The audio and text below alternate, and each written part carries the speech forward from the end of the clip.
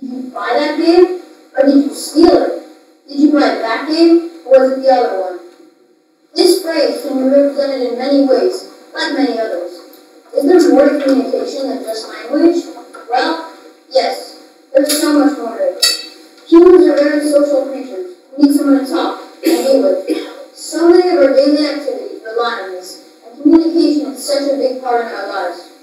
That is why isolation is considered torture by many respected organizations. Over time, we have naturally developed many key parts in communicating with each other that make it more complex. And we have also recently discovered newer and simpler ways of communicating with each other. In our growing world, it is hard to keep in contact with everyone. So we have discovered newer ways of doing this by being able to talk to so many more people over such long distances. Texting, for example, is the fastest growing communication platform. On a weekly basis, people can exchange between 100 and over 4,000 text messages. Now, texting has its problems too. First of all, texting can block out many things, such as sarcasm and context. This can make the conversation more complicated, or even change the discussion to a different direction. Texting also hides identity. For example, try telling the person to your left that they're ugly. Or the person to your right that they look terrible. You look terrible! It's a lot harder to do these things when you're in person, because you have your identity present, and it's much easier to do such things behind the screen. We do have other ways of communicating with each other.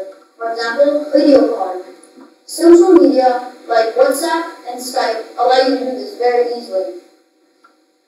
And you think video calling would solve this problem, right? Well, not really.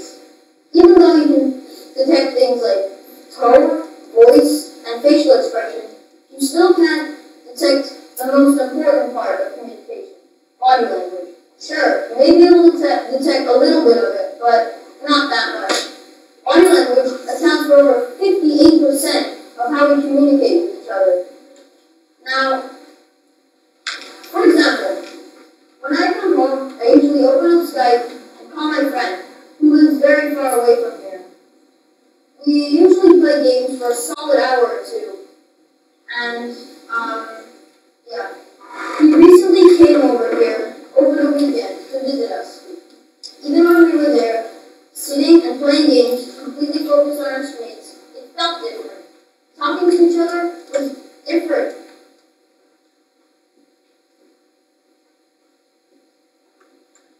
Now, the next step is to realize these problems and realize how they can impact us in our conversations. We just have to be aware of